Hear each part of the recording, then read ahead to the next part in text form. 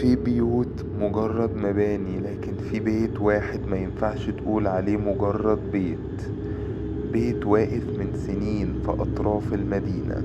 كل اللي دخلوا جواه ما خرجوش زي ما دخلوا. المرايات فيه بتوريك حاجات مش منك. الأبواب بتاخدك لمكان مش موجود. والأصوات اللي بتناديك جوه ساعات بتبقى بنفس صوت أقرب الناس ليك. في حلقة النهاردة من الإشارة السوداء هتسمع حكاية البيت اللي ما بيخلص. قصة شابين دخلوا عشان يثبتوا إن الرعب مجرد خرافة، لكنهم اكتشفوا إن البيت متاهة بتتغير مع كل خطوة. أوضة مليانة جثث متعفنة مربوطة في الكراسي. قبو مظلم مليان صرخات ناس محبوسة جوه الجدران. مرايات بتوري مستقبلك المظلم قبل ما يجي. لكن الأخطر من كل ده إن البيت عايز روح جديدة، وكل ما يخرج شخص لازم التاني يفضل جوه. بعد ما تسمع القصة دي هتفتكر كل بيت مهجور على إنه بيت عايش ولسه مستني ضحيته الجاية. لو القصة شدت أعصابك ما تنساش تعمل لايك وتشترك في القناة وتكتب في التعليقات هل عندك الجرأة تدخل بيت ما بيخلصش. أهلا بيك في عالم الظلام. أهلا بيك في الإشارة السوداء. كريم شاب طالب جامعي عايش في القاهرة. كريم كان مغامر شوية، بيحب الأماكن المهجورة والقصص اللي الناس بتخاف تقرب منها. في يوم من الأيام صاحبه جابله خبر عن بيت قديم مهجور في أطراف المدينة، بيقوله إن محدش قدر يقعد فيه أكتر من ليلة واحدة. البيت كان شكله مرعب من بره، شبابيك مكسورة، باب مصدي، وحديقة مليانة أعشاب ناشفة. لكن الغريب إن البيت برغم كل ده إنه باين عليه إنه مش مهجور. كان في نور خفيف دايما باين من الشباك اللي في الدور التاني. كريم وصاحبه قرروا يدخلوا يتأكدوا. أول ما دخلوا من الباب حسوا إن في حاجة غريبة. الجو جوه أبرد من بره بكتير، والهوا تقيل كأنه مليان دخان مش باين. بدأوا يتمشوا في الصالة الكبيرة.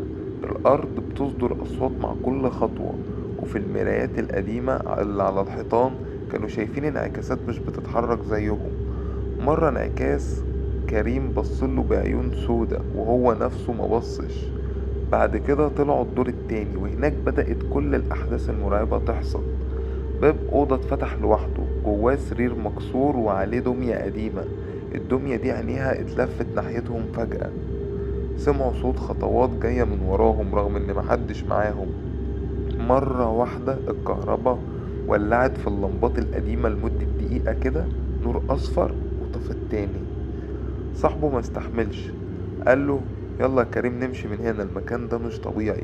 لكن كريم كان مصر انه يكمل. فتحوا أوضة كبيرة في آخر الطرقة ولقوا مكتبة مليانة دفاتر. أول دفتر فتحوه كان مكتوب فيه يوميات شخص عايش في البيت من 1980، بيحكي عن أصوات بيسمعها بالليل وأحلامه اللي كلها دم وصرخات وتعذيب. آخر صفحة مكتوب فيها اللي يدخل البيت مش بيخرج زي ما دخل، البيت بياخد روحه حرفيا. فجأة اتقفل باب الأوضة بعنف، والكتب بدأت تتساقط من الرفوف لوحدها. في وش الحيطة ظهر ظل طويل بيتحرك بس ملوش ملامح. كريم صاحبه صرخ له وقال له أنا همشي، وجري ناحية الباب. لكنه لما فتح الباب ملقاش الطرقة اللي دخلوا منها، لقى نفسه في الصالة الأولى. كأن البيت اتغير. من اللحظة دي فهموا إن البيت مش مجرد مبنى، البيت متاهة بتتغير حسب اللي يدخلها. كل ما يلفوا يلاقوا أوضة مختلفة مش موجودة في الخريطة. مرة لقوا أوضة مليانة جثث متعفنة مربوطة في الكراسي. مرة لقوا نفسهم في قبو مظلم فيه أصوات ناس بتصرخ جوه الحيطان. مرة لقوا مراية ضخمة شايفين نفسهم فيها كبار في السن وكأنهم محبوسين بقالهم سنين. المرعب بجد إنهم بدأوا يسمعوا أصوات أهاليهم بينادوا عليهم جوه البيت. صوت أم كريم كان بيناديه من أوضة فاضية، وصوت أخو صاحبه كان بيصرخ من القبو. لكن لما يدخلوا يلاقوا الهوا فاضي بس ريحة دم مالية المكان. البيت كان بيتغذى على خوفهم، وكل ما يحاولوا يخرجوا يرجعوا لنفس الصالة القديمة بنفس الباب المكسور. بعد ساعات من الرعب والدوخة صاحبه اختفى فجأة.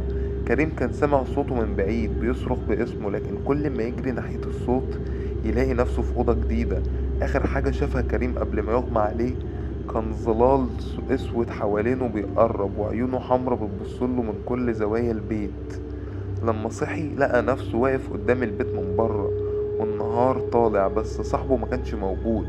والناس اللي ساكنة في المنطقة قالوله مفيش حد دخل البيت من سنين، انت الوحيد اللي خرجت، لكن كل اللي دخلوه قبلك اختفوا للأبد.